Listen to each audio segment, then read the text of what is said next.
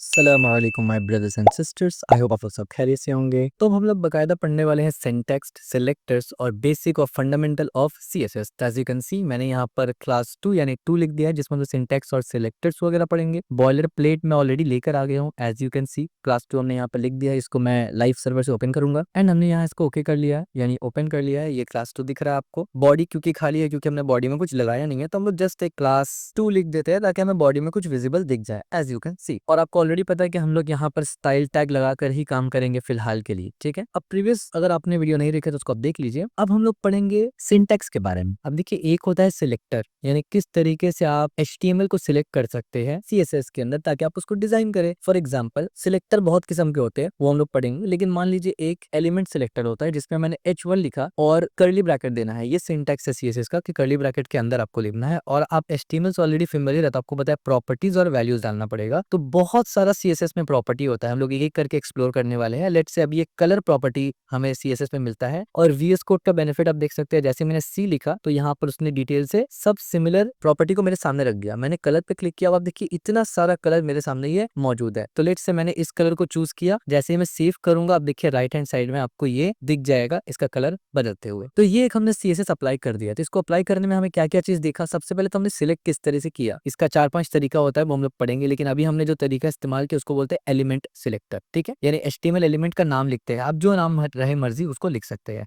दूसरा, curly bracket के अंदर आपको इसको लिखना है। तीसरा, जो नाम है यानी जो प्रॉपर्टी है वो लेफ्ट हैंड साइड में होगा और कोलन के बाद राइट हैंड साइड में आपका क्या होगा, वैल्यू होगा। जबकि HTML के अंदर इनलाइन में हम लोग कोट्स के अंदर इसको लिखते थे, ठीक है। तो ये आपको ध्यान में रखना है कि यहाँ पर कोई कोट्स नहीं है। एंड में हर लाइन सेपरेट होते वक्त आपको सेमीकोलन डालना है। फॉर एग्जाम्पल, अगर मैं एक और प्रॉपर्टी डालना चाहूँ टेक्स्ट अलाइन सेंटर, तो आप देखिए ये बीच में चला गया राइट हैंड साइड में। लेकिन अब देखिए मैंने 2 प्रॉपर्टी ऐड किया। यहाँ पर ये प्रॉपर्टी है, ये उसका वैल्यू है। टेक्स्ट अलाइन एक प्रॉपर्टी है और ये उसका वैल्यू है। और दोनों के एंड में एक सेमीकोलन है जिससे 2 अलग अलग टैग सेपरेट होते हैं। अगर मैं सेमीकोलन को हटा दूंगा तो अब देखिए हमें खुद VS कोड ही यहाँ पर रेड रेड मार्क दे रहा है, ठीक है। अगर मैं सेव करूंगा आप देखिए दोनों में से कोई प्रॉपर्टी अप्लाई नहीं हुआ, एज यू कैन सी। ना ही कलर बदला, ना ही सेंटर में गया। मैं जैसे सेमीकोलन लगा लेता हूँ तो ये सेव हो जाता है, यानी ये सेपरेट करने के लिए होता है, ठीक है। तो ये बेसिक सिंटेक्स है जो आपको पता होना चाहिए कि प्रॉपर्टी होता है, वैल्यू होता है। ये 2 ही चीज सिर्फ होता है CSS में, और एक होता है सिलेक्ट करने का तरीका, और ये सब कुछ कर्ली ब्रैकेट के अंदर लिखना होता है। अच्छा, अब ये जो वैल्यू है ना, यहाँ पर आप एक एक सिंगल वैल्यू देख रहे हैं। बाज़-औक़ात यहाँ पर मल्टीपल वैल्यू भी दिया रहता है। फॉर एग्जाम्पल, अगर मैं बोलूँ इस तरीके से बॉर्डर और मैं यहाँ पर बोलूँ कि 2 पिक्सल स्पेस दे के लिखूँ मैं सॉलिड और यहाँ पर आके बोलूँ मैं ब्लैक, तो आप राइट हैंड साइड में देखेंगे ये तीनों का तीनों प्रॉपर्टी अप्लाई हो जाता है। यानी ये बॉर्डर ब्लैक कलर का भी है, सॉलिड भी है। अगर सॉलिड ना दूं तो क्या दे सकता हूं मैं, तो मेरे पास एक प्रॉपर्टी होता है डॉटेड। ये हमारे पास एक प्रॉपर्टी है। अगर मैं डॉटेड कर दूं तो आप देखेंगे ये इस तरीके से डॉटेड हो जाएगा। हमारे पास एक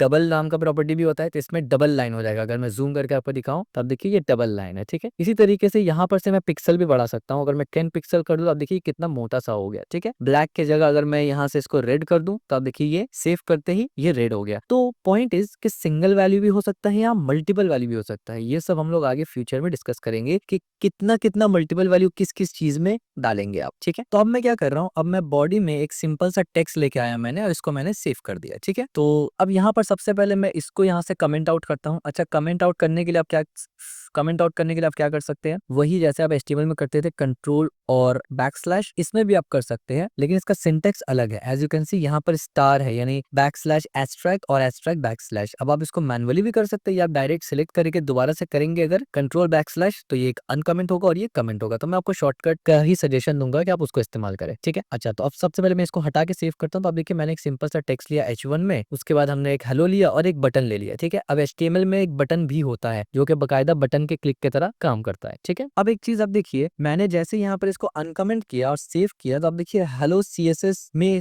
अप्लाई हो गया प्रॉपर्टी। क्यों? क्योंकि यहाँ पर H1 मौजूद है तो उस पर अप्लाई हो गया। अब मल्टीपल H1 रहेगा तो मल्टीपल H1 में अप्लाई हो जाएगा। तो इसके लिए हम लोग क्या करते हैं ना, एक पर्टिकुलर एलिमेंट को अगर टारगेट करके सजाना है तो हम लोग उसके लिए क्या इस्तेमाल करते हैं, एक और सिलेक्टर होता है। हम लोग उसको ID की मदद से सिलेक्ट करते हैं। फॉर एग्जाम्पल, ये पूरा डिव अगर मुझे सिलेक्ट करना है तो मैं यहाँ पर आके एक ID दे दूंगा। हमने ऑलरेडी ID के बारे में डिस्कस किया हुआ था फॉर्म वाले हमारे HTML क्रैश कोर्स में। मैं इसमें बोलूंगा हेडर और मैं इसको सेव कर दूंगा, कोई फर्क नहीं पड़ा। इस हेडर की मदद से मैं CSS में स्टाइल कर सकता हूँ, ठीक है। दूसरा, मैं बटन के ऊपर एक क्लास लगा दूंगा। अब क्लास किस काम में आता है, देखिए मैं आपको समझाता हूँ क्लास कैसे काम में आता है। क्लास भी HTML को टारगेट करने के लिए, यानी CSS लिखते वक्त या जावास्क्रिप्ट लिखते वक्त HTML को सिलेक्ट करने के लिए ID और क्लास का इस्तेमाल होता है। अब मैं यहाँ पर आपको एक बेसिक सा CSS लिख के दिखाता हूँ। हालांकि जो मैं इसमें लिखूंगा वो सब हम लोग डिटेल में आने वाले टाइम पे पढ़ेंगे, लेकिन अभी मैं बेसिक सा आपको लिख के दिखाता हूँ। सबसे पहले मैंने क्या किया, मैंने बोला बॉडी। अब इससे क्या होगा, पूरा का पूरा बॉडी में अप्लाई हो जाएगा। हमारे पास बॉडी टैग मौजूद है। मैं बोलूंगा यहाँ से फॉन्ट फैमिली और उसमें से मैं एरियल को उठा लूंगा यहाँ से। नेक्स्ट प्रॉपर्टी में बोलूंगा margin 0, as you can see 0, और 0 में पिक्सल नहीं भी लगाएंगे तो चलेगा, बट आई रिकमेंड कि आप 0 लगाइए पिक्सल, ठीक है, ताकि आपका आदत हो। पैडिंग को भी मैं 0 पिक्सल में ही रखूंगा। और बैकग्राउंड कलर तो मैं बोल दूंगा, ये हम लोग आगे पढ़ने वाले हैं कि ये हेक्साडेसिमल कलर को कैसे लिखा जाता है, ठीक है। और जैसे मैंने सेव किया तो आप देखिए ये कलर थोड़ा सा बदल गया। इसके बाद मुझे अब इस हेडर को टारगेट करना है, यानी इस डिफ को टारगेट करना है। तो आईडी को टारगेट करने के लिए CSS में आपको लिखना पड़ता है हैश। इस तरीके से हैश लिखेंगे और आईडी का नाम हमने क्या असाइन किया है, हेडर। तो जैसे ही हम लोग हैश हेडर लिखेंगे उसके बाद कर्ली ब्रैकेट देंगे तो इसका मतलब हमने इस पूरे डिफ को सिलेक्ट कर लिया। समझ में आया, बहुत सिंपल सी बात है। अब मैं यहाँ पर अगर बैकग्राउंड कलर को चेंज करूं, लेट्स से मैं बोल देता हूँ 333, तो जैसे मैंने सेव किया तो आप देखिए ये ब्लैक हो गया। कौन सा एरिया ब्लैक हुआ, सिर्फ वो डिफ ब्लैक हुआ। ये सब कुछ डिफ के अंदर है तो आप देखिए ये डिफ का कलर बदल गया, ठीक है। इस तरीके से आप पर्टिकुलर एलिमेंट को टारगेट करके स्टाइल कर सकते हैं। इसके अंदर मैं इसको कलर को जाहिर सी बात है व्हाइट करूंगा तभी तो दिखेगा हमें, ठीक है। और इसके बाद मैं इसका टेक्स्ट अलाइन सेंटर कर दूंगा और इसके बाद इसमें पैडिंग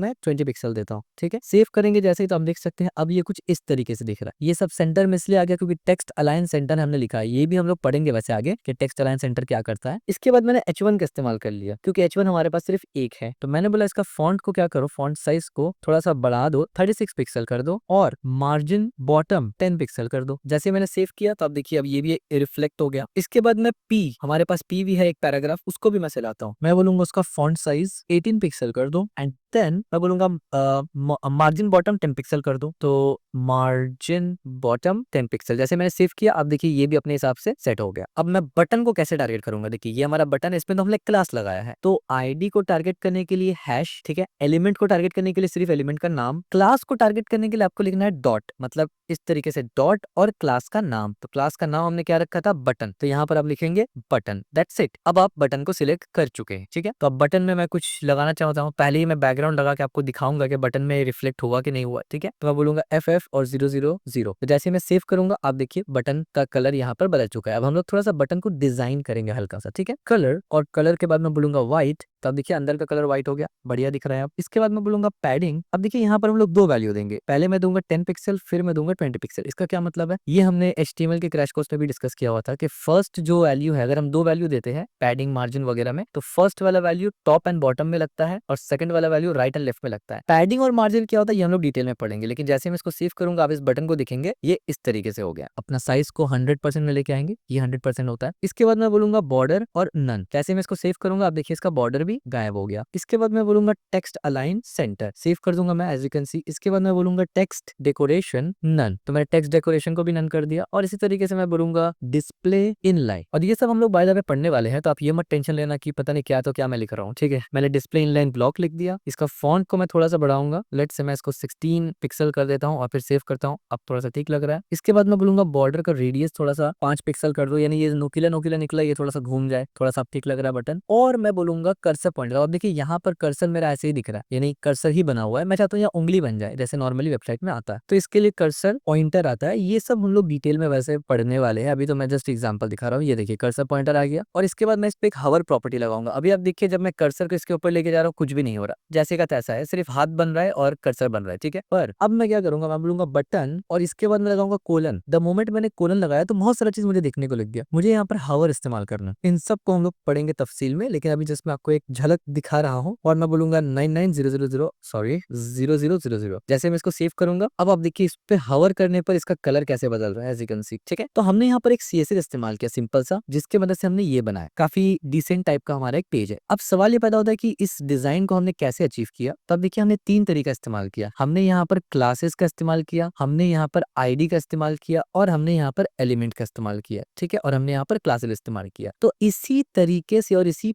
पैटर्न में ही आप तमाम CSS लिखते हैं। अब हम लोग पढ़ेंगे डिटेल से कि एक-एक करके कि एलिमेंट को कितने तरीके से कर सकते हैं, क्लासेस को कब करना है, हैश को कब करना है, यानी आईडी को कब करना है, ठीक है? अब आप यहाँ पर देखिए आईडी सिलेक्टर तो हमने ऑलरेडी देख लिया कैसे इस्तेमाल करेंगे। इसको ऐसे यूज़ किया जाता है। सीएसएस सिलेक्टर आपको पता है कैसे इस्तेमाल करेंगे, इसको ऐसे इस्तेमाल किया जाता है। आईडी और क्लासेस से रिलेटेड जो मज़ीद डिटेल ना वो हम लोग आगे पढ़ते हुए देखेंगे। इसके अलावा एलिमेंट सिलेक्टर भी आपको मालूम चल गया, डायरेक्ट एलिमेंट का नाम लिखो। इसके बाद एक आता है यूनिवर्सल सिलेक्टर। इसका जस्ट मैं आपको एग्जांपल दूंगा ताकि आपको समझ में आ जाए। मैं सबसे पहले क्या करूंगा, जितना भी हमारा बैकग्राउंड है ना, जहां-जहां हमने बैकग्राउंड लगाया है उसको मैं बंद कर देता हूँ फिलहाल के लिए, कमेंट आउट कर देता हूँ ताकि आपको समझ में आ जाए कि यूनिवर्सल कलर कब चलता है। और ये हवर को छोड़ देते हैं। जैसे मैंने सेव किया तो अब अजीब सा लग रहा है, तो अब मैं क्या करूंगा, अब देखिए मैंने यहाँ पर आईडी लगाया हुआ है डिफ के ऊपर, यानी मैं डिफ को आईडी से टारगेट कर सकता हूँ। बटन के ऊपर मैं लगाया हुआ ये क्लास और जिसका नाम बटन है। अब यूनिवर्सल सिलेक्टर क्या करता है ना, मैं यहाँ पर लिखता हूँ, यूनिवर्सल सिलेक्टर क्या करेगा, जो भी आप यूनिवर्सल सिलेक्टर में लगाएंगे वो सब जगह अप्लाई होगा, हर एक जगह अप्लाई होगा। और यूनिवर्सल सिलेक्टर एस्ट्रैक्ट से लिखते हैं। जैसे ही मैंने एस्ट्रैक्ट किया और अब यहाँ पर अगर मैं लिखता हूँ बैकग्राउंड और ब्लैक, या मान लीजिए मैं बैकग्राउंड को एक्वा करता हूँ, तो अब देखिए इसका बैकग्राउंड एक्वा हो जाएगा पूरा। अब अगर मैं टेक्स्ट को ब्लैक लिखूंगा तो आप देखेंगे सबका टेक्स्ट ब्लैक हो जाएगा, ठीक है। यानी टेक्स्ट ब्लैक लिखने के लिए यहाँ हमें कलर ब्लैक करना पड़ेगा, तो आप देखेंगे ये सबका कलर ब्लैक हो जाएगा। एज यू कैन सी, ठीक हो गया। अब यहाँ पर आप बोलिए कलर तो ब्लैक नहीं हुआ, उसका रीजन क्या है, यहाँ पर ऑलरेडी बटन में कलर लगा हुआ था। लेकिन आप फिर ये कहेंगे बट कलर तो हेडर में भी लगा हुआ है, पर हेडर तो ब्लैक हो गया। ये सब चीज हम लोग आगे पढ़ेंगे। अच्छा, अगर मैं अभी चाहता हूँ फॉर एग्जाम्पल कि यहाँ पर ये कलर लगा हुआ है और ये ब्लैक नहीं हो रहा है, यहाँ पर कलर लगा हुआ बट हो जा रहा है, पर लेट से मैं फोर्सफुली चाहूंगा कि भाई यहाँ लगा है, तब भी जब मैं यूनिवर्सल सिलेक्टर में कुछ बोलूं तो वो काम करे, तो मैं यहाँ आकर एक्सक्लेमेशन के साथ इंपॉर्टेंट टैग लगाऊंगा। उसके बाद जैसे मैं सेव करूंगा, आप देखिए अब कलर भी, यानी अब बटन भी ब्लैक हो गया, ठीक है। तो हम लोग इनका यूज केस और आपस में कंपैरिजन इसको डिटेल में करने वाले हैं, ठीक है। अब हम लोग पढ़ेंगे ग्रुप सिलेक्टर क्या होता है। तो ग्रुप सिलेक्टर के लिए मैं क्या करता हूँ ना, इसको पूरा कमिट कर देता हूँ फिलहाल के लिए, बल्कि सिर्फ हेडर को यहाँ से और इन बटन्स वगैरह को मैं कमेंट आउट कर देता हूँ, ठीक है। और यहाँ से मैं इस कमेंट को हटा देता हूँ, जाहिर सी बात है, और यहाँ से इस कमेंट को हटा देता हूँ, ठीक है। तो अब देखिए अब ये कमेंट हो चुका है एज यू कैन सी। अच्छा, यूनिवर्सल कलर जो है इसको भी मैं कमेंट ही कर देता हूँ फिलहाल, तो मैं नहीं चाहता कि यूनिवर्सल कुछ लगे, तो हमारा बॉडी कुछ इस तरीके से है। और ये जो हमारे पास डिव है ना, इसको भी मैं बंद करके कमेंट आउट कर देता हूँ, ठीक है, ताकि कोड आपको देना है, तो इस वजह से मैं इसको डिलीट नहीं कर रहा। अब मैं क्या कर रहा हूँ ना, यहाँ पर एक डिव लेता हूँ और डिव जर्नल कोई भी कंटेनर बनाने के लिए आप लेते हैं। इसके अंदर मैंने 3 टैग को इस तरीके से पेस्ट कर दिया। तो अब देखिए क्या दिख रहा है मुझे, H1 में hello JavaScript point dot com, hello JavaScript point in a small font, और दिस इज द पैराग्राफ। अब ग्रुप सिलेक्टर को अप्लाई कैसे करके करते हैं, तो अब देखिए यहाँ पर वर्ड से मैं यहाँ पर कमेंट में लिख भी देता हूँ ग्रुप सिलेक्टर, ठीक है। अब देखिए ग्रुप सिलेक्टर का मतलब क्या होता है, एक चीज को ग्रुप कर देना। अब अगर मैं चाहता हूँ कि भाई ये तीनों का कलर रेड हो जाए और तीनों बीच में आ जाए, तो एक एक करके अगर मैं लगाऊं कि भाई इसको भी रेड करो, इसको भी रेड करो, इसको भी रेड करो, इससे बेहतर है ग्रुप बना के कर लूं। तो ग्रुप बनाते कैसे करके है, बहुत सिंपल है। इसका डिफिकल्ट वर्जन हम लोग फ्यूचर में देखेंगे, तो कॉम्प्लेक्स वर्जन होता है। अभी हम लोग क्या करेंगे, H1 को लेंगे ऐसे, कॉमा लगा के, H2 को लेंगे ऐसे, कॉमा लगा के, P को लेंगे ऐसे और कर्ली ब्रैकेट। इससे क्या हुआ कि पूरे के पूरे पेज में, पूरे के पूरे बॉडी में जितना भी H1, जितना भी H2, जितना भी P टैग होगा वो सिलेक्ट हो जाएगा। हमारे केस में क्योंकि 3 है तो हम लोग इसी का इस्तेमाल करेंगे। और मैं यहाँ से बोलूंगा बैकग्राउंड कलर व्हाइट, और मैं यहाँ से बोलूंगा लेट्स से कलर रेड, और यहाँ से मैं बोलूंगा text align centre, text align centre. तो अब देखिए जैसे ही मैंने ये सब कहा तो तीनों का तीनों पे वो अप्लाई हो गया। तो यही है सिंपल सा ग्रुप सिलेक्टर का कॉन्सेप्ट, ठीक है। अब ग्रुप सिलेक्टर को क्लासेस, आईडीज और दीगर सिलेक्टर में कैसे इस्तेमाल करते हैं वो हम लोग फ्यूचर में देखेंगे, लेकिन एक कॉन्सेप्ट सीएसएस में मौजूद है ग्रुप सिलेक्टर का।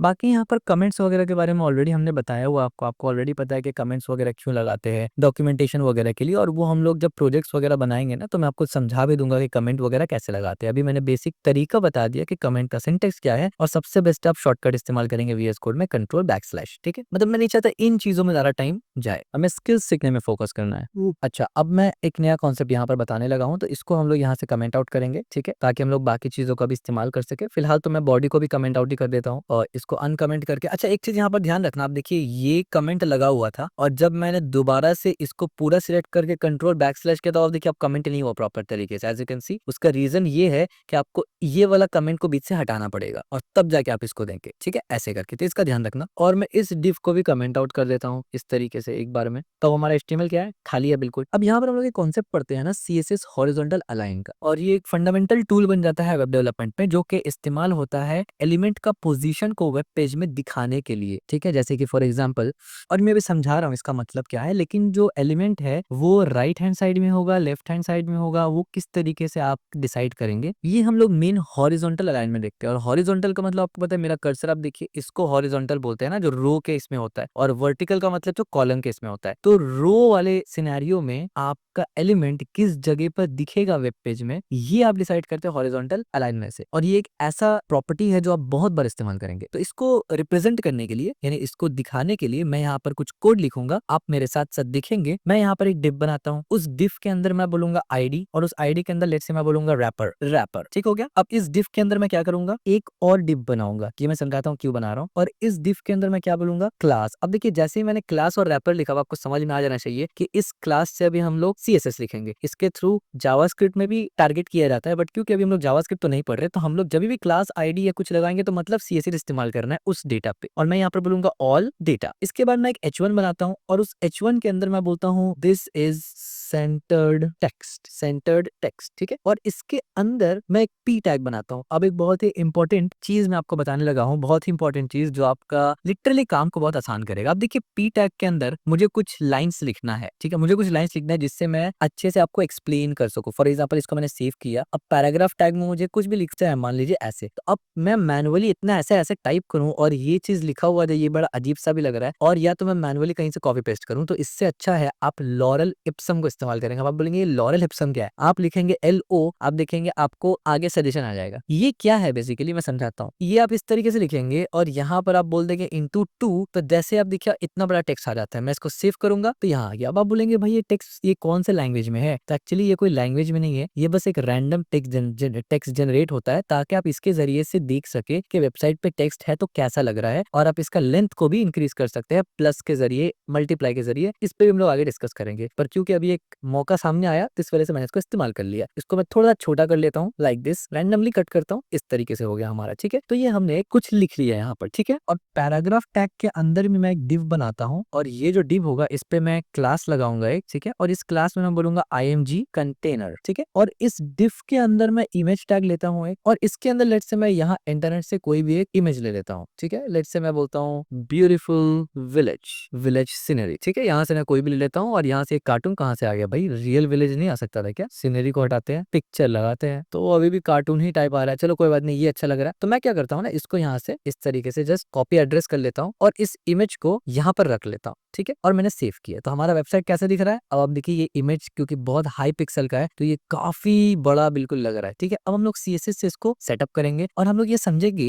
कि टेक्स्ट अलाइन वाला चीज कैसे करके अप्लाई करना है, ठीक है। तो अब देखिए, अब मैं यहाँ पर CSS लिखने लगा हूँ, इस जगह पर स्टाइल के अंदर सबसे पहले मैं क्या करूंगा, अपने इमेज को टारगेट करूंगा, तो मैं डॉट लगाऊंगा, और मैं लिखूंगा इमेज कंटेनर इस तरीके से, और फिर मैं यहाँ पर एंगल ब्रैकेट लगाऊंगा, और इमेज को मैं हाइट और वेट सेट करूंगा, ठीक है। इमेज का मैं हाइट और विड्थ सेट करूंगा फिलहाल के लिए, हालांकि होता तो बहुत कुछ है सेट करने के लिए, पर मैं हाइट और विड्थ सेट करूंगा। जैसे मैंने सेव किया तो यहाँ पर ये नहीं हुआ, फॉर सम रीजन यहाँ पर स्पेलिंग का मिस्टेक होगा मेरा, तो मैंने ऐसे कॉपी किया और यहाँ पर पेस्ट किया। और बल्कि हाँ बिल्कुल ठीक है, क्योंकि ये तो इमेज का कंटेनर है, इमेज थोड़ी है, यानी ये हमने इस डिव के ऊपर लगाया है, इस डिव के ऊपर। इस पे हम लोग डिस्कस करेंगे कि हम लोग डिव के अंदर ही इमेज को क्यों रखा, क्योंकि हमने इसको एक तरफ से मतलब एक कंटेनर बना दिया कि डिव के बाहर इमेज ना आ जाए, ठीक है, इस एतबार से। तो हमने डिव का साइज सेट कर दिया यहाँ पर, डिव का साइज हमने सेट कर दिया यहाँ पर कि भाई डिव का साइज 300 पिक्सल 400 पिक्सल होगा। आगे हम लोग डिटेल से भी पढ़ेंगे कि डिव वगैरह क्या कैसे होता है, अभी तो जस्ट शुरुआत है हमारा। इसके बाद हम लोग इमेज लेंगे, हमारा जो बकायदा इमेज है उसको हम लोग इसको बोलेंगे हाइट को कर दो 100% और विड्थ को कर दो 100%। जैसे मैं सेव करूंगा, अब देखिए, अब ये जो 100% विड्थ सेट हुआ ना, ये इस कंटेनर के हिसाब से 100% हुआ, ठीक है। मैं आपको एक बार और प्रूफ दिखा देता हूँ। अगर मैं इस कंटेनर को और छोटा कर दूं, सेव करूं, तब देखिए ये अब इसके हिसाब से 100% है, ठीक है। तो मैं इसको 300 ही अपने देता हूँ। आप बोलेंगे भाई डायरेक्ट अगर कर देते तो क्या होता, ये सब हम लोग डिस्कस करेंगे, बेस्ट प्रैक्टिस क्या होता है। अच्छा, एक और काम हम लोग करेंगे, यहाँ पर ऑब्जेक्ट फिट कंटेंट कर देंगे हम लोग। तो जैसे मैंने सेव किया ना, तो ये बेसिकली कंटेंट के अंदर पूरा ऑब्जेक्ट फिट कर देगा। इसका प्रॉपर्टीज हम लोग आगे पढ़ेंगे कौन कौन सा होता है, जिसमें इमेज वगैरह स्ट्रेच वगैरह भी किया जाता है।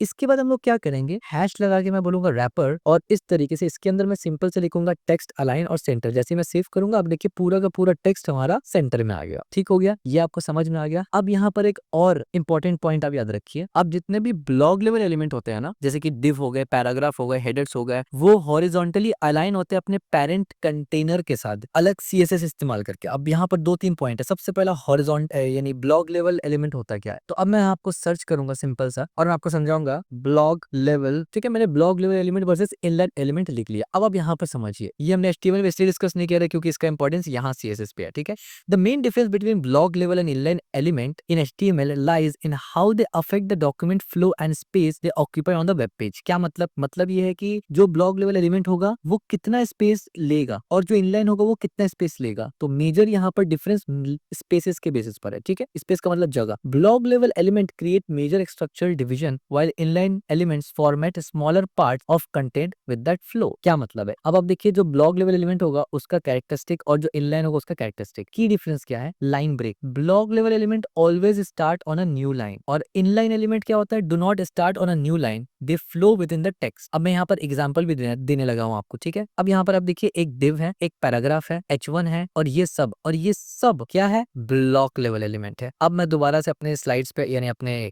पेज पे आऊंगा। अब देखिए ये डिव हमने लगाया, चलिए इस पे तो कुछ नहीं है। H1 जो है ये अकेला क्यों है इस लाइन पे, सवाल ही पैदा होता है भाई आसपास तो जगह बहुत है ना, ये अकेला क्यों है, क्योंकि ये ब्लॉक लेवल एलिमेंट है और ये अपने आसपास राइट और लेफ्ट में किसी को आने नहीं देगा। पैराग्राफ क्यों यहाँ पर नहीं आया, इस लाइन पे नहीं आया, क्योंकि पैराग्राफ भी ब्लॉक लेवल एलिमेंट है और वो हमेशा न्यू लाइन से स्टार्ट होता है। यहाँ पर हमने वही बताया है कि always starts on new line. ठीक है, यानी ब्लॉक लेवल एलिमेंट ना अपने एरिया में किसी को आने देंगे ना किसी के एरिया में जाएंगे। क्लियर हो गया। अब दूसरा चीज है width, takes up the full width available horizontally in their parent container by default. यानी ये इतना एरिया सिर्फ ऑक्यूपाई कर रहा है जहां तक ब्लू हाईलाइटेड है। राइट और लेफ्ट का एरिया पूरा खाली है, जगह है, लेकिन तब भी ये H1 कोई भी एलिमेंट को वहां आने देगा नहीं। ठीक है, यानी दादागिरी करेगा, ये किसी को नहीं आने देगा। जिस लाइन पे मैं आ जाता हूँ वहां पर मैं किसी को नहीं आने देता। ये फॉर्मूला, ये रूल ये इस्तेमाल करता है। पी टैग क्योंकि ये भी ब्लॉक लेवल एलिमेंट है, ये भी यही फॉर्मूला इस्तेमाल करेगा कि भाई मैं जहां पर हूँ उस लाइन पे कोई नहीं आएगा। तीसरा क्या है, margin and paddings, respect top and bottom margin and padding. अब ये जो जितने भी ब्लॉक लेवल एलिमेंट है ना, बाय डिफॉल्ट इनमें कुछ मार्जिन और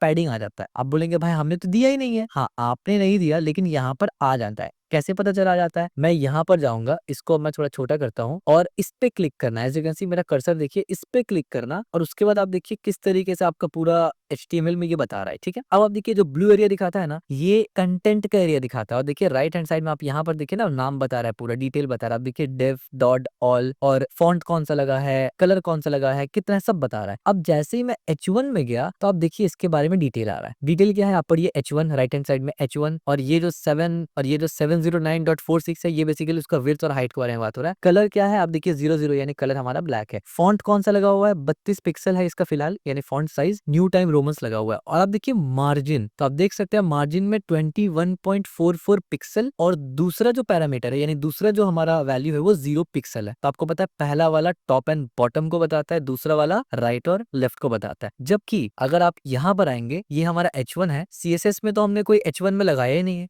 एज यू कैन सी कोई भी H1 में हमने मार्जिन कुछ नहीं लगाया। तो ये block level element by default कुछ मार्जिन और पैडिंग को लेके आ जाते हैं अपने साथ। तो मोस्टली मार्जिन नॉट पैडिंग। अब अगर मैं चाहता हूँ कि भाई इसका मार्जिन हटा दूं, तो आप सिंपल सा मैं इनलाइन लिख के दिखा देता हूँ जस्ट, ताकि आपको समझ में आ जाए कि हाँ सच में यहाँ पर मार्जिन होता है। पहले तो मैं यहाँ पर आके सिंपल से लिखूंगा स्टाइल मार्जिन, और जैसे मैं मार्जिन 0 कर दूंगा ना, तो हर डायरेक्शन से मार्जिन 0 हो जाएगा और देखेंगे ये ऊपर खिसक जाएगा। अब देखिए ये ऊपर खिसक गया, और अब आप देखिए इसमें कोई भी ऑरेंज कलर का मार्क नहीं दिख रहा है, मतलब इसमें कोई किस्म का मार्जिन नहीं मौजूद। क्लियर हो गया। मैं इसको दोबारा से हटा देता हूँ। इतना आपको समझ में आया। अब आइए, ये तो दो चीज हो गया ब्लॉक लेवल एलिमेंट में। और जो इनलाइन एलिमेंट है ना, वो इसके उल्टा है बिल्कुल, यानी ये हमेशा नया लाइन से स्टार्ट होगा, ये उसी लाइन से स्टार्ट हो जाएगा। ये हमेशा पूरा विड्थ लेगा, ये कभी भी पूरा विड्थ नहीं लेगा, इसको जितना जरूरत है उतना ही विड्थ लेगा। ये क्या करेगा, ऊपर और नीचे यानी टॉप और बॉटम में बाजूकात मार्जिन बाजूकात पैडिंग लेके आ जाएगा खुद से बाय डिफॉल्ट। और ये क्या करेगा, top and bottom margin padding have no effect on their vertical spacing in the line flow through horizontal padding and margin works. इस पे हम लोग आगे बात करेंगे। इसके वर्टिकल स्पेसिंग में टॉप और बॉटम में जो मार्जिन होता है वो काम नहीं करता। अच्छा, इसके बाद हाइट और width can have height and width CSS property applied. और इनलाइन में height and width property have no effect except for some image. अब यहाँ पर एक बहुत इंपॉर्टेंट पॉइंट है, बहुत से लोग को CSS का ये प्रॉपर्टी पता ही नहीं है कि इनलाइन एलिमेंट का एक्चुअली में हाइट और विड्थ नहीं होता। हाइट और विड्थ एक्चुअली में जो ब्लॉक लेवल एलिमेंट है उसके अंदर होता है, ठीक है। तो अब देखिए हमने जो हाइट और विड्थ लगाया है यहाँ पर CSS में, तो अब देखिए हमने किस पे लगाया है, इमेज कंटेनर पे। इमेज कंटेनर कौन सा है, ये है div। div is block level element, ठीक है, इसीलिए हमने यहाँ पर हाइट लगाया। इसके बाद जो कंटेंट का बात किया जाए ना, can content both other block level element and inline element, यानी जितने भी ब्लॉक लेवल एलिमेंट है उनके अंदर दूसरा ब्लॉक लेवल एलिमेंट भी हो सकता है और इनलाइन एलिमेंट भी हो सकता है। ये आमतौर पे होता है ऐसा। जबकि इनलाइन के केस में आप देखेंगे can typically only content other inline, यानी इनलाइन एलिमेंट के अंदर सिर्फ दूसरा इनलाइन एलिमेंट ही आता है मोस्ट ऑफ द टाइम, कोई ब्लॉक लेवल एलिमेंट नहीं आता। अब कॉमन ब्लॉक लेवल और इनलाइन एलिमेंट कौन कौन सा है, तो ब्लॉक लेवल तो आप यहाँ पर देख लिए, मैंने एग्जांपल भी दिया ना आपको। अब इसको बंद कर देते हैं, मैंने एग्जांपल भी आपको दिखाया, इनलाइन का एग्जांपल भी देख लेते हैं। तो स्पैन जो होता है वो इनलाइन एलिमेंट होता है। तो अब मैं आपको एग्जांपल कैसे देने लगा ना, यहाँ पर मैं इस डिव के बाहर आता हूँ, एक और डिव बनाते हैं ताकि हमारा दोनों सेपरेट रहे, ठीक है। और मैं जानबूझ के क्या करूंगा यहाँ पर, अब देखिए यहाँ पर इनलाइन CSS हम लोग इस्तेमाल करते हैं जस्ट टू डेमोन्स्ट्रेट। मैं यहाँ पर क्या करूंगा, जल्दी से मैं बोलूंगा बॉर्डर 2 पिक्सल सॉलिड और ब्लैक, इस तरीके से मैं करके फौरन से, और यहाँ पर मैं एक हाइट भी लगा दूंगा। मैं बोलूंगा हाइट 100 पिक्सल और मैं बोलूंगा विड्थ 100 पिक्सल, ठीक है। ये जस्ट आपको डेमोन्स्ट्रेट करने के लिए लगाया। और आप देखेंगे राइट हैंड साइड में छोटा सा बॉक्स बन गया। ये बॉक्स सिर्फ मैंने इसलिए ड्रॉ किया ना बॉर्डर की मदद से, ताकि आपको पता रहे कि डिव का एरिया कितना है बकायदा, ठीक है। अब मैं क्या करूंगा ना, विड्थ को मैं यहाँ से 100% कर दूंगा। तो इससे क्या होगा, पूरा का पूरा पेज में इस तरीके से आ जाएगा, ठीक है, ताकि आपको मालूम रहे कि कंटेंट कहाँ से कहाँ तक है और ये इससे सेपरेट हो रहा है। अब इस डिव के अंदर मैं सबसे पहले क्या लूंगा, एक स्पैन टैग लूंगा। स्पैन के अंदर मैं लिखूंगा लॉरम और यहाँ पर मैं बोलूंगा +10। तो अब देखिए यहाँ पर,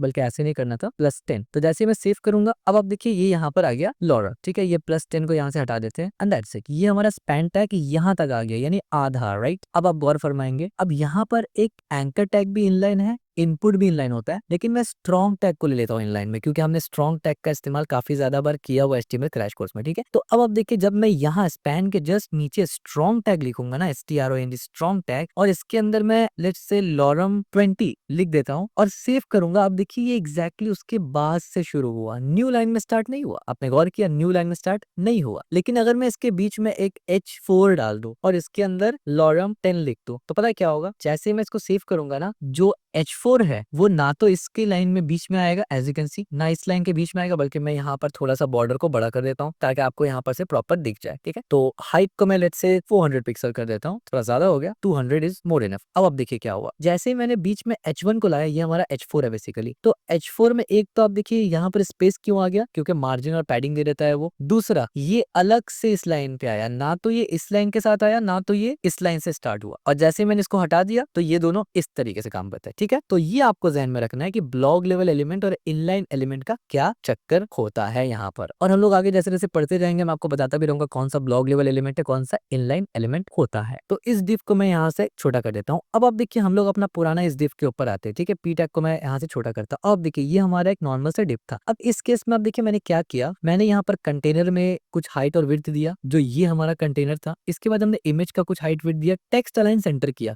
अब जब हमने टेक्स्ट अलाइन सेंटर किया तो ये दोनों टेक्स्ट तो सेंटर हो गया। अगर मैं इसको कमेंट करके दिखाऊं तो आपको समझ में आएगा। अब देखिए ये और ये टेक्स्ट सेंटर हो गया इस तरीके से, लेकिन इमेज सेंटर नहीं हुआ। अब क्योंकि हमारा जो इमेज था वो डिव के अंदर है और डिव एक कंटेनर है। अब डिव जो है वो पेरेंट है इमेज के लिए, ठीक है। यहाँ पर पेरेंट और चिल्ड्रेन कॉन्सेप्ट चलता है। तो डिव जो है वो पेरेंट है बेसिकली, किसके लिए, इमेज के लिए। तो इमेज उसको फॉलो करता रहेगा। तो इसमें अलग टेक्निक, अब देखिए इमेज तो नहीं गया ना बीच में, तो इसके लिए अलग टेक्निक इस्तेमाल किया जाता है कि अगर आप कोई कंटेनर के अंदर का तमाम चीज को सेंटर करना चाहते हैं, इसके लिए जो सबसे बेसिक यानी जो सबसे फेमस इस्तेमाल होता है ना, वो आपका मार्जिन प्रॉपर्टी इस्तेमाल होता है। वो कैसे करके करते हैं, सबसे पहले मैंने इस तरीके से लिखा डॉट ऑल डेटा, यानी ये ऑल डेटा हमने यहाँ लिखा हुआ है as you can see, all data यानी पूरा का पूरा डिव, यहाँ से पूरा का पूरा ऑल डेटा। और इसके अंदर जाके मैं बोलूंगा विड्थ 50%। जैसे मैंने सेव किया तब देखिए विड्थ 50% हो गया। अब आप देखिए विड्थ 50% मैंने किस पे लगाया, मैंने इस डिव पे लगाया, ऑल डेटा, यानी ये पूरा का पूरा डिव। तो इस पूरे के पूरे डिव में H1 P टैग और सब कुछ है। तब देखिए यहाँ से इतना अब ये डिव है, ठीक है, ये आधा डिव नहीं है, ये इतना तक है, तो मेरा कंटेंट सिर्फ यहाँ पर मौजूद है। क्लियर हो गया आपको? समझाने के लिए मैं यहाँ पर एक बॉर्डर लगाऊंगा ताकि आपको समझ में आए। बॉर्डर 1 पिक्सल सॉलिड रेड, ये मैं समझाना चाहता हूँ, ठीक है। मैंने जो ऑल डिव को सिलेक्ट किया ना, उसका एरिया सिर्फ इतना है, ये नीचे में भी आप देख सकते हैं, सिर्फ इतना एरिया है, दैट्स इट। और आप देख रहे हैं ये इमेज जो है ये इसके बाहर जा रहा है, ओवरफ्लो कर रहा है, ठीक है। अगर मैं 50% को हटा देता तो अब देखिए अब ये डिव पूरा का पूरा एरिया को कवर कर रहा है। समझ में आ रहा है ना कौन सा डिव का बात चल रहा है यहाँ पर? ऑल। तो मैंने इसको 50% किया, उसके बाद मैं यहाँ पर रखूंगा मार्जिन लेफ्ट, और इसमें एक प्रॉपर्टी आता है ऑटो। सेव किया हमने, अब देखिए अब ये पूरा राइट साइड चला गया। जैसे ही मैंने एक और प्रॉपर्टी इस्तेमाल किया, मार्जिन राइट और ऑटो, तो अब देखिए अब ये सेंटर में आ गया, ठीक है, अब ये मिडिल पे आ गया। यानी आप इस इमेज को मत देखिए, इसको देखिए, ये अब मिडिल पे है, राइट और लेफ्ट से मिडिल पे है। इतना समझ में आ गया आपको? ठीक है। आप बोलेंगे इमेज तो खराब है, तो मैं सिर्फ जाके क्या करूंगा ना, यहाँ पर हमारे पास जो कंटेनर है ना इमेज का, वो 400 विड्थ है, तो मैं लेट से इसको अगर 300 विड्थ कर दूं, तब देखिए ये खुद ब खुद इस डिव के अंदर आ गया। अब देखिए मैंने एक्चुअली में इमेज को नहीं चेंज किया, मैंने कंटेनर का साइज को चेंज किया, इमेज खुद ब खुद चेंज हो गया। समझ में आ रहा है? अब सब सेंटर में आ गया। अच्छा, तो क्या मैं अब टेक्स्ट अलाइन हटा सकता हूँ? तो अगर मैंने टेक्स्ट अलाइन को हटा दिया इस तरीके से, तो भी ये सेंटर में ही है। बस फर्क क्या हुआ कि अब इस डिव के सेंटर में नहीं, यानी ये पूरा का पूरा डिव जो सेंटर में आया वो तो मार्जिन प्रॉपर्टी से आ गया हमारे पास, इससे हमने कर दिया। लेकिन अब इस डिव के अंदर भी अगर कोई चीज आपको सेंटर में करना हो तो क्या करेंगे? तब आप टेक्स्ट अलाइन लगाएंगे। इसका एक एग्जांपल देता हूं मैं। डिव को हमने सेंटर में किया ना, इसको थोड़ा बड़ा करेंगे तो आपको ज्यादा अच्छे से समझ में आएगा। अब आप देखिए ये डिव है यहाँ पर, ये इमेज सेंटर में नहीं है, ये भी सेंटर में नहीं है, लेकिन ये पूरा का पूरा डिव सेंटर में जरूर आ गया। लेकिन अब मैं चाहता हूँ कि डिव के अंदर का प्रॉपर्टी सेंटर में है, तो मैं टेक्स्ट अलाइन लगाऊंगा और इस तरीके से सेंटर हो जाएगा। समझ में आया आपको? तो हमने यहाँ पर एक चीज सीखा कि एक पर्टिकुलर एलिमेंट को सेंटर करने के लिए टेक्स्ट अलाइन सेंटर का इस्तेमाल किया जाता है, लेकिन पूरा का पूरा डिव को जिसमें मल्टीपल एलिमेंट्स हो उसको ही अगर सेंटर करना है तो उसके लिए बेस्ट तरीका होता है मार्जिन प्रॉपर्टी का इस्तेमाल करके, ठीक है, इस तरीके से। अच्छा, अगर मैं 50% विड्थ की जगह 100 कर देता तो क्या होता? तो जैसे मैंने सेव किया तो अब देखिए ये नॉर्मल हो गया। जैसे मैंने 50 किया तो अब देखिए ये मिड में आ गया। इसके बारे में हम लोग मजीद आगे इसको खोलेंगे तफसील से, ठीक है। लेकिन अभी जस्ट मैंने आपको ये समझाया कि ब्लॉक लेवल एलिमेंट और इनलाइन एलिमेंट में किस तरीके से ये काम किया करता है बेसिकली। अब मॉडर्न डे में हम लोग मार्जिन लेफ्ट, मार्जिन ऑटो का इस्तेमाल नहीं करते, हम लोग फ्लेक्स बॉक्स का इस्तेमाल करते हैं पूरा का पूरा डिव को अलाइन करने के लिए, विच इज रियली पावरफुल, जो हम लोग पढ़ेंगे फ्यूचर में। और इसी तरीके से ग्रिड एलिमेंट भी हम लोग यहाँ इस्तेमाल करते हैं सेम काम करने के लिए। समझ में आया आपको? अब हम लोग क्या करेंगे, अगेन मैं इसको कमेंट आउट करता हूँ यहाँ से इस तरीके से, और यहाँ पर मैं कमेंट लगाऊंगा आपके सामने और मैं बोलूंगा बैकग्राउंड, ठीक है, बैकग्राउंड प्रॉपर्टीज। अब हम लोग डिटेल में बैकग्राउंड प्रॉपर्टीज पढ़ेंगे, ठीक है, विच इज डेडिकेटेड टॉपिक। यानी अब बैकग्राउंड से रिलेटेड जो भी है वो सब आप समझ जाएंगे। अब तक जो हमारा चल रहा था टॉपिक वो जस्ट यहाँ वहां का टॉपिक चल रहा था, थोड़ा सा ये दिखा दो, थोड़ा सा वो दिखा दो। अब आप बकायदा एक एक प्रॉपर्टी सीखने जा रहे हैं, ठीक है, कि उसको कैसे कैसे इंप्लीमेंट करते हैं। यहाँ पर हम लोग प्रोजेक्ट नहीं बनाएंगे, प्रॉपर्टी को समझेंगे, उसका यूज केस समझने वाले हैं। सीएसएस में एक बैकग्राउंड प्रॉपर्टी होता है। अब बैकग्राउंड प्रॉपर्टी के अंदर काफी सारा चीज आता है। यहाँ पर मैं लिख देता हूँ आपको बैकग्राउंड प्रॉपर्टी के अंदर, बल्कि यहाँ लिख देता हूँ मैं HTML में कमेंट लगाता हूँ और मैं बोलता हूँ बैकग्राउंड प्रॉपर्टी। अब इस बैकग्राउंड प्रॉपर्टी के अंदर कई सारा तरीके का बैकग्राउंड आता है। एक आता है बैकग्राउंड कलर, जो हमने ऑलरेडी देखा हुआ है। दूसरा नंबर आता है बैकग्राउंड इमेज, जो हमने कभी पढ़ा ही नहीं, हम लोग पढ़ेंगे। इसके बाद आता है बैकग्राउंड रिपीट, ये भी आपने कभी नहीं पढ़ा, ये भी हम लोग पढ़ेंगे। इसके बाद आता है बैकग्राउंड अटैचमेंट, ये भी हम लोग डिटेल में पढ़ेंगे। और इसके बाद एक आखिरी आता है बैकग्राउंड का प्रॉपर्टी विच इज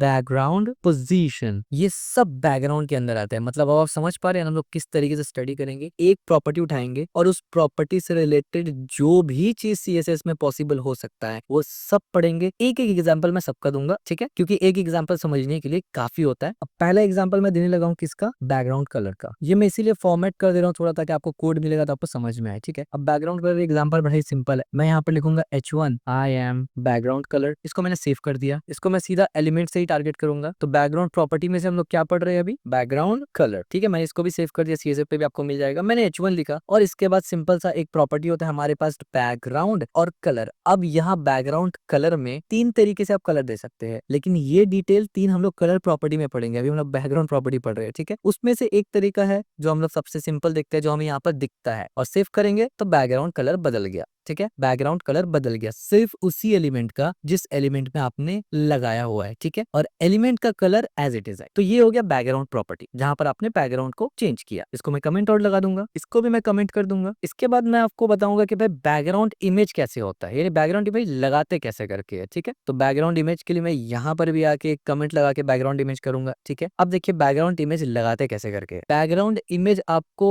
HTML में नहीं लगाना होता, आपको CSS में लगाना होता है, ठीक है। इमेज जो लगाते हैं that is different, background image जो पीछे होता है दैट इज डिफरेंट। कैसे लगेगा, देखिए ये CSS है, हमारे पास बैकग्राउंड इमेज है। सबसे पहले आपके पास एक प्रॉपर्टी, सबसे पहले आपको लगाना कहाँ पर है, तो हमें बॉडी के ऊपर लगाना है। तो मैं बॉडी को, क्योंकि बैकग्राउंड इमेज बड़ा होगा तो बॉडी पे अच्छा लगेगा, हमने बॉडी को टारगेट कर लिया। उसके बाद मैं यहाँ पर लिखूंगा बैकग्राउंड इमेज। अब देखिए बैकग्राउंड इमेज के अंदर आपके पास काफी सारा चीज यहाँ पर होता है, नन वगैरह। ये एक होता है URL नाम से, ये URL है, क्योंकि मैं जो डेटा इमेज का डेटा लेके आने वाला हूँ, इंटरनेट से उठाने वाला हूँ, लिंक दूंगा यहाँ, तो मैंने URL सेट कर लिया। इसके अंदर मुझे कोड्स देना है, कोड्स, और इस कोड्स के अंदर मैं क्या करूंगा, यहाँ से कोई भी इमेज उठा लूंगा, ठीक है। मैं बोलूंगा गोकू, मैंने गोरू लिख दिया गलती से, गोकू, और यहाँ से मैं एक ये वाला एक इमेज उठा लेता हूँ, ठीक है, अल्ट्रा इंस्टिंक्ट है इसका। यहाँ से मैं इसको कॉपी करता हूँ और इसके अंदर मैं इसको सिंपल सा डाल देता हूँ। जैसे ही मैंने सेव किया, अब देखिए बैकग्राउंड में पूरा एक हमारा इमेज, यानी हमारे पेज के बैकग्राउंड में ये इमेज आ गया। और अगर मैं यहाँ पर अब एक काम करूँ, इसी बैकग्राउंड प्रॉपर्टी में दिखाने के लिए कि बैकग्राउंड पे है, मैं सिंपल सा मार्जिन अप्लाई कर सकता हूँ 100 पिक्सल का।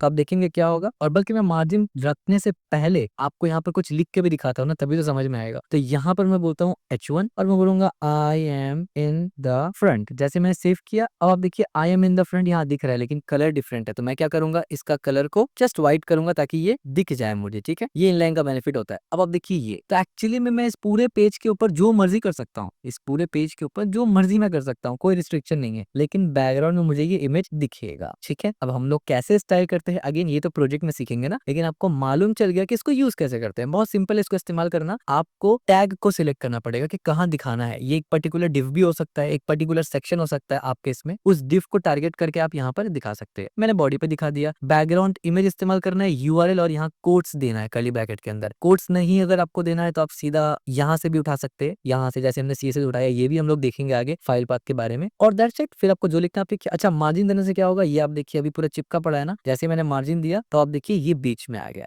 ठीक है। यानी क्योंकि मार्जिन हमने बॉडी में दिया तो अब ये बॉडी का एरिया में कुछ लिख नहीं सकता मैं, सिंपल इज दैट। तो इसको भी मैं कमेंट आउट करूंगा यहाँ से, और साथ ही साथ इसको भी कमेंट आउट करूंगा, ठीक है। तो ये भी आप समझ गए। अच्छा, बल्कि मैं अब इसको कमेंट आउट नहीं करूंगा, क्योंकि इसी में मुझे आपको दिखाना है बैकग्राउंड रिपीट, जो किसी के अंदर अंदर आता है, ठीक है। वो क्या है मैं समझाता हूँ। अब देखिए बैकग्राउंड इमेज लिखा हमने, कॉमा देके मैं बैकग्राउंड रिपीट भी लिख देता हूँ, क्योंकि बैकग्राउंड रिपीट तभी काम आएगा, तभी इस्तेमाल होता है जब बैकग्राउंड इमेज लगा हो, ठीक है। समझ में आ गया। तो मैं यहाँ पर भी क्या करता हूँ, कॉमा डाल के इस तरीके से दो प्रॉपर्टी एक साथ पढ़ रहे। अब देखिए ये ड्रैगन बॉल जी का हमने फोटो लगा दिया, ठीक है, लेकिन मैं दूसरा फोटो लेके आऊंगा जिससे आपको समझ में आए बैकग्राउंड रिपीट का असल मतलब क्या होता है। मैं बोलूंगा Goku low quality picture PNG, ठीक है। अब आप बोलेंगे लो क्यों लेके आया, मैं समझाता हूँ लो क्यों लेके आया मैंने, ठीक है। मैं इसी को उठा लेता हूँ। हालांकि ये गोकू तो किसी तरीके से लग नहीं रहा है, मुझे लो क्वालिटी चाहिए, बिल्कुल ही लो क्वालिटी चाहिए। ये 400 में है। चलिए मैं ये PNG उठा लेता हूँ, ठीक है, यहाँ से, ताकि मैं आपको डेमोन्स्ट्रेट कर सकूं कि मैं क्या कहना चाहता हूँ। मैंने सेव किया। अब आप देखिए क्या हुआ, आपको दिख रहा है ये क्या हुआ आपको दिख रहा है, ये मल्टीपल टाइम आ जा रहा है। आप बोलेंगे यार फोटो तो मैंने एक ही लगाया है, ये मल्टीपल टाइम क्यों आ रहा है? क्योंकि बाय डिफॉल्ट बैकग्राउंड रिपीट का प्रॉपर्टी लगा हुआ है, आपने नहीं लगाया अभी, लेकिन ये खुद से लगा पड़ा है। तो इसको सेट करना पड़ेगा हमें। हाँ जी, हमें सेट करना पड़ेगा। तो इसके लिए क्या करेंगे, इसी बॉडी टैग के अंदर जहां हमारा बॉडी में इमेज लगा हुआ है ना, इसको आप हटा देते हैं, इसका कोई जरूरत नहीं है। यहाँ पर आके आप बोलेंगे बैकग्राउंड रिपीट का एक आपके पास ऑप्शन आता है, ठीक है। अब आप देखिए यहाँ लिखा हुआ भी आ रहा है कि specifies how background image are tiled after they have been sized up position. तो मैंने इस पे जैसे क्लिक किया, अब आप देखिए यहाँ पर काफी सारा ऑप्शन है। कैलकुलेट है, आप कैलकुलेट कर सकते हैं। इनहेरिट यानी इसका पेरेंट का जो भी साइज होगा उसको ले लेगा। इनिशियल साइज क्या देना है, no repeat, repeat X, repeat Y, round space, unset, where there is a lots of thing, ठीक है। मैं अगर रिपीट X कर दूं और मैं सेव करूं तो आप देखिए ये जो फोटो है, क्योंकि ये फोटो छोटा है, ये फोटो पेज में लगाने के बाद भी जगह बच जा रहा है, तो लिहाजा इसने क्या किया, X एक्सेस यानी हॉरिजॉन्टल हॉरिजॉन्टल में सिर्फ इमेज को कॉपी किया, नीचे नहीं किया, वर्टिकल में नहीं किया, as you can see horizontal X लगाने की वजह से। लेकिन अगर इसी को मैं इसको कमेंट करता हूँ और हॉरिजॉन्टल वाई लगा देता हूँ ना, तो अब आप देखिए इसने हॉरिजॉन्टली नहीं किया लेकिन वर्टिकली कर दिया। तो आप इस चीज को कंट्रोल कर सकते हैं कि भाई हॉरिजॉन्टल दिखाना है कि वर्टिकल दिखाना है। इसी तरीके से आप ये समझ गए, मैं इसको हटा देता हूँ यहाँ से। अब इसके अलावा और भी काफी सारा प्रॉपर्टी होता है। फॉर एग्जाम्पल आप यहाँ पर ये लिख सकते हैं रिपीट। जब आप रिपीट लिखते हैं जो कि बाय डिफॉल्ट ऑन होता है, तो ये एक्स एक्सेस पर भी होगा, वाई एक्सेस पर भी रिपीट होगा, और यही चीज हमें बाय डिफॉल्ट दिख रहा था। ठीक है, अच्छा अब हो सकता है आप चाहेंगे कि भाई मुझे रिपीट चाहिए ही नहीं, तो आप यहाँ पर नो रिपीट इस्तेमाल करेंगे, तो आप देखिए सिर्फ और सिर्फ एक इमेज ही आएगा। इसीलिए मैंने छोटा इमेज चूज किया, क्योंकि अगर बड़ा इमेज होता तो वो रिपीट होता ही नहीं। ठीक है, तो रिपीट प्रॉपर्टी भी आप समझ गए। अब इसके अंदर इसके अलावा जो वैल्यूज है ना, उसको भी हम लोग इस्तेमाल करेंगे कभी अगर जरूरत पड़ा, लेकिन मोस्टली आपको सिर्फ इतना ही जरूरत पड़ेगा कि या तो आपको दोनों एक्सेस में रिपीट करवाना होगा जो बाय डिफॉल्ट है। अगर आपको किसी एक पर्टिकुलर एक्सेस पे करवाना है तो आप ये कर सकते हैं, या नो रिपीट करवाना तो ये भी आप कर सकते हैं। समझ में आया? अच्छा अब एक और चीज रखिए यहाँ पर, इसी के अंदर हम लोग एक और प्रॉपर्टी भी पढ़ लेते हैं। क्या, कौन सा प्रॉपर्टी पढ़ते हैं हम लोग? बैकग्राउंड अटैचमेंट प्रॉपर्टी पढ़ते हैं। मैं इसको यहाँ से कॉपी करके कॉमा देने के बाद यहाँ पेस्ट करता हूँ, और यहाँ पर भी सेम काम करूंगा। ठीक है, क्योंकि ये भी इसी के साथ इस्तेमाल है। अब आप देखिए हमने नो रिपीट कर दिया, क्योंकि हमें तो भैया रिपीट नहीं करवाना था ये। ठीक है, इसके बाद मैं क्या करता हूँ, ये हमारा व्हाइट में लिखा है इस वजह से ये नजर नहीं आ रहा है, तो मैं क्या करूंगा, इसको यहाँ से कर दूंगा रेड कलर, और अब ये रेड में दिख रहा है। ठीक है, और साथ साथ इसको मैं टेक्स्ट अलाइन सेंटर भी कर देता हूँ, जस्ट फॉर की थोड़ा सा ठीक लगे। ये मैं बोलूंगा टेक्स्ट अलाइन सेंटर। ठीक है, और इनलाइन इसलिए लगा रहा हूँ क्योंकि मैं एक्चुअली मेरा सीएसएस सिखाने का फोकस H1 में नहीं है, इसीलिए मैंने इसको इनलाइन रखा ताकि यहाँ भीड़ ना जम जाए। ठीक है, ये हो गया। अब बैकग्राउंड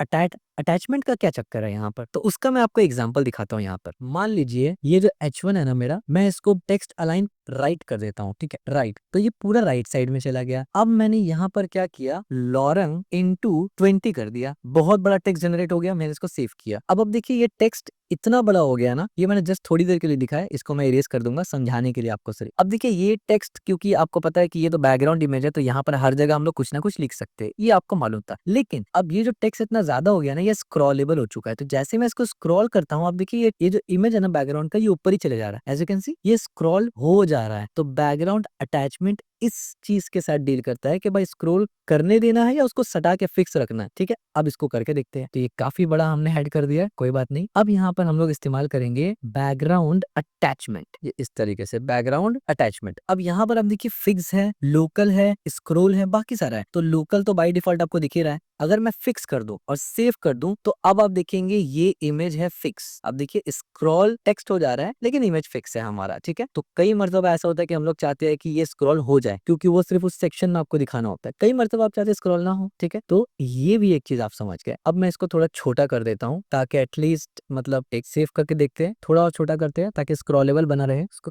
थोड़ा सा यहाँ से मैं कॉपी पेस्ट कर लेता हूँ। ठीक है, अब ये देखिए थोड़ा सा स्क्रॉलेबल है, बहुत है। इसको मैं यहाँ से छोटा कर देता हूँ, लाइक दिस। कोड आपको मिल जाएगा इसका इस तरीके से। तो ये प्रॉपर्टी भी आप समझ गए। अब आखिर में कौन सा बचा, बैकग्राउंड पोजीशन। ये भी इसी के साथ इस्तेमाल होता है। यानी अब देखिए आपने सब कुछ तो कर लिया ना इन टर्म्स ऑफ कंट्रोल, बल्कि इसको मैं बंद ही कर देता हूँ। इतना बड़ा रख के क्या ही फायदा, समझ तो आपको आ ही चुका है। ठीक है, कि ये स्क्रॉलेबल है, इसको मैं बंद कर देता हूँ इस तरीके से। अब आप देखिए इन टर्म्स ऑफ, यहाँ पर मैं लिख देता हूँ आई एम रेड। अब आप देखिए इन टर्म्स ऑफ इस इमेज के काम करना, अब हर चीज देख चुके हैं कंट्रोल करने के एतबार से। आपने देखा यार बैकग्राउंड इमेज लगाएंगे कैसे। ठीक है, आपने देखा कि बैकग्राउंड इमेज को राइट और लेफ्ट कैसे करेंगे, यानी इस तरफ में रिपीट करना है या नीचे रिपीट करना है, या रिपीट नहीं करना है, आपने वो भी देख लिया। स्क्रॉल करना है या नहीं करना, आपने वो भी देख लिया। अब इन टर्म्स ऑफ इसका पोजीशन अगर आपको सरकाना है, अगर आप इसको ऊपर नीचे राइट लेफ्ट करना है, क्योंकि अभी तो ये सिर्फ लेफ्ट में है ना। व्हाट इफ मैं चाहता हूँ भाई ये राइट साइड में चले जाए और आई एम रेड को मुझे लेफ्ट साइड में दिखाना है, तो पहले मैं क्या करूंगा, आई एम रेड को टेक्स्ट अलाइन को हटा देता हूँ। ठीक है, ताकि वो बाय डिफॉल्ट क्योंकि लेफ्ट में ही दिखता है, तो ये लेफ्ट में आ गया। मैं चाहता हूँ कि भाई ये जो फोटो है ना, इसको मैं राइट लेफ्ट या ऊपर नीचे करूँ, कैसे करते हैं ये काम हम लोग परफॉर्म करेंगे बैकग्राउंड पोजीशन के साथ। ठीक है, तो ये आखिरी वाला हमारा पॉइंट था बैकग्राउंड पोजीशन। इसको भी इसी के अंदर लिख लेते हैं कॉमा देकर कि हमने बैकग्राउंड पोजीशन को भी कवर कर लिया। पहले कवर करते हैं, यहाँ पर आके मैं इसको भी लिख लेता हूँ ऐसे करके। अब बैकग्राउंड पोजीशन जैसे मैं लिखूंगा बैकग्राउंड पोजीशन, अब देखिए इसके अंदर आपको काफी सारा यूनिट्स मिल रहा है जो आपको समझ में नहीं आ रहा। और उसके अलावा एकदम नीचे में जब आप आएंगे तो आपको बॉटम दिख रहा है, कैल्क यानी calculate, centre, initial, left, right, top, ये सब दिख रहा है। तो ये सब जो यूनिट है ये तो आप हम लोग डिस्कस करेंगे बाद में, परसेंटेज वगैरह के हिसाब से एडवांस यूसेज है, लेकिन आमतौर पे आप क्या इस्तेमाल करेंगे, आप बोलेंगे इस तरीके से राइट। द मोमेंट आपने राइट बोला, इमेज चला गया